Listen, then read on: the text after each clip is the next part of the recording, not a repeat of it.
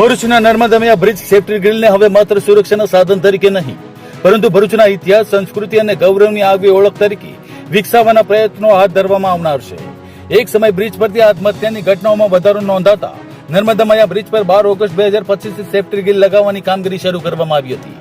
આત્મહત્યા રોકવાના હેતુથી હાથ ધરાયેલી આ કામગીરીને 1 વર્ષ પૂર્ણ થયું છે અને ગ્રીલ લગાવ્યા બાદ 1 વર્ષના સમયગાળામાં આત્મહત્યાનો એક પણ બનાવ નોંધાયો નથી. આ કામગીરીને સફળ ગણાવી ભરૂચની પ્રજાએ ધારાસભ્ય રમેશ મિસ્ત્રી, આરએનબી વિભાગ અને વહીવટી તંત્રનો આભાર વ્યક્ત કર્યો હતો. નર્મદા બ્રિજ પર આગામી સમયમાં સેફ્ટી ગ્રીલને ભરૂચની આગવી ઓળખનું વિશાળ કેનવાસ બનાવવાની રજૂઆતોને પગલે હવે કામગીરી કરવામાં આવશે તેવું ધારાસભ્ય રમેશ મિસ્ત્રીએ જણાવ્યું હતું. ભરૂચના યશસ્વી ધારાસભ્યએ એક એવો નિર્ણય લીધો કે એક સમયે ભરૂચના નર્મદા બ્રિજને સુસાઇડ પોઈન્ટ તરીકે ઓળખવામાં આવતું હતું. ત્યાર પછી એમના નિર્ણય બાદ ત્યાં જાળી લગાવવામાં આવી હતી. જાળી લગાવ્યાના 1 વર્ષ બાદ એક પણ એવી ઘટના સામે નથી આવી. તો સૌથી પહેલા તો ધારાસભ્યશ્રીને આપણે ખૂબ ખૂબ અભિનંદન પાઠવીએ. આપણી જોડે ધારાસભ્ય શ્રી રમેશભાઈ જોડાયા છે, તેમની સાથે વાત કરીશું કે ભાઈ આવનાર સમયમાં ભરૂચને કઈ રીતની સોગાતો મળશે, શું આ નિર્ણય કેટલો સાર્થક રહ્યો હતો. જી રમેશભાઈ, શું કહેશો? જે રીતની આપણે જાળી લગાવવામાં આવી, નર્મદા બ્રિજ એક સમયે સુસાઇડ પોઈન્ટ તરીકે લોકોના માનસ પટલ પર ફરી વળ્યો હતો ને હવે ત્યાં 1 વર્ષ દરમિયાન એક પણ સુસાઇડ નથી થયું, તો આને આ ઉપલબ્ધિ તમે કેવી રીતના ગણી રહ્યા છો? એ સારી ઘટના છે. સમાજમાં આ પ્રકારના બનાવોના કારણે પરિવારોમાં બહુ ગંભીર નિરાશાની લાગણી થતી હતી. આવા બનાવો કોઈને ગમતા પણ નથી અને એના કારણે એક આખા જિલ્લામાં, અને આ તો દક્ષિણ ગુજરાતનો મુખ્ય માર્ગ, મુખ્ય બ્રિજ છે, એટલે એના માટે એક ફિલિંગ ઊભું થયેલું. રાજ્ય સરકારને રજૂઆત કરવામાં આવી.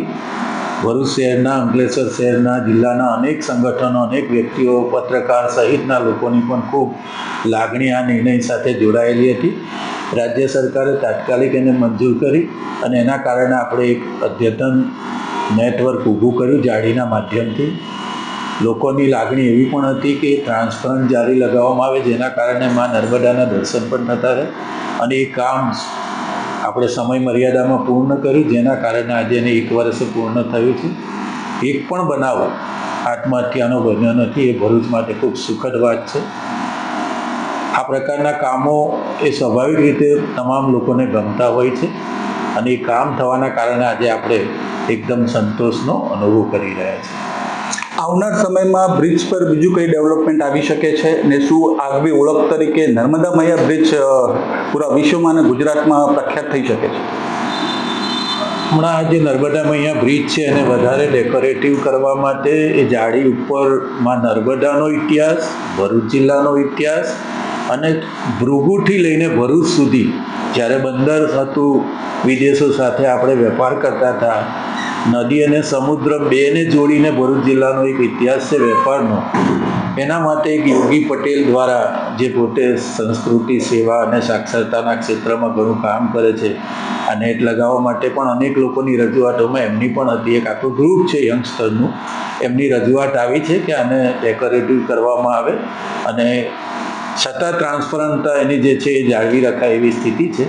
તો એની રજૂઆત કરવામાં આવી છે. મેં આશ્વાસન આપ્યું છે કે ભરૂચ જિલ્લાનો આખો નર્મદામાં મૈયાનો આખો ઇતિહાસ એ આપણે બંને બાજુ આ નેટ ઉપર લગાવીએ, જેના કારણે લોકો એનાથી પરિચિત થાય. જૂના ભરૂચથી નવા આપણું હમણાંનું જે યંગ જનરેશન છે એને પણ આનાથી વાકેફ કરી શકાય એ હેતુથી એક રજૂઆત આવી છે, જેના માટે અમે આગળ એનું કરવા માટે વિચારી રહ્યા છીએ.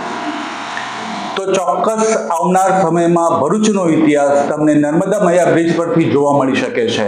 તેથી પસાર થતા તમને ભરૂચની વાસ્તવિકતા, ભરૂચનો ઇતિહાસ કે ભરૂચ કેટલું જૂનું છે, પુરાણું છે અને તેની સંસ્કૃતિ તમને ત્યાંથી નિહાળી શકાશે એવા પ્રયત્નો કરવામાં આવશે. હવે સામાજિક આગેવાન યોગી પટેલ દ્વારા આ સેફ્ટી ગ્રીલને ભરૂચની ઓળખનું વિશાળ કેનવાસ બનાવવામાં આવે તેવી રજૂઆત કરવામાં આવી છે, જેમાં ગ્રીલ પર ભૃગુ ઋષિ, નર્મદા નદીનું આધ્યાત્મિક અને સાંસ્કૃતિક મહત્વ, ભરૂચના ઐતિહાસિક સ્થળો, સ્થાનિક વારસો, સ્વચ્છ ભરૂચ અને મારું ભરૂચ, મારું ગૌરવ જેવા વિષયો પર આધારિત આકર્ષક આર્ટવર્ક તૈયાર કરવામાં આવે તેવી રજૂઆત કરાઈ છે. નર્મદા બ્રિજ પર સેફ્ટી ગ્રીલની કામગીરીની શરૂઆત 12 ઓગસ્ટ 2025ના રોજ કરવામાં આવી હતી.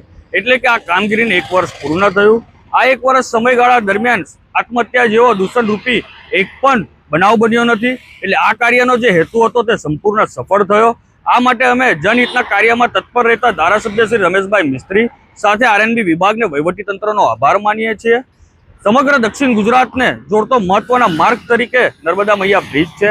આ નર્મદા મૈયા બ્રિજ પર લગાવવાલી સેફ્ટી ગ્રીલ ઉપર વેધર રેઝિસ્ટિંગ કલર દ્વારા ભરૂચનો ગૌરવશાળી ઇતિહાસ, માં નર્મદા ભૃગુ ઋષિનું આધ્યાત્મિક અને સાંસ્કૃતિક મહત્વ, સાથે સાથે ઐતિહાસિક સ્થળો, મારું ભરૂચ મારો ગૌરવ અને સ્વચ્છ ભરૂચ જેવા વિષયો પર કલાત્મક આર્ટવર્ક કરવામાં આવે તો આ ગ્રીલનો ઉપયોગ ફક્ત સેફટી માટે જ નહીં પરંતુ ભરૂચના ઐતિહાસિક અને સાંસ્કૃતિક વારસાની ઓળખ તરીકે થઈ શકે છે. આ માટે ધારાસભ્યશ્રીને લેખિતમાં રજૂઆત કરવામાં આવી અને આ ગ્રીલ એ સ્ટીલની બનેલી છે. આ ગ્રીલ પર જો સારા ઉચ્ચ ગુણવત્તાવાળું વેધર રેઝિસ્ટિંગ કલર કરવામાં આવે તો પણ એને કાઠથી રક્ષણ મળે છે અને એના આયુષ્યનો વધારો થઈ શકે છે.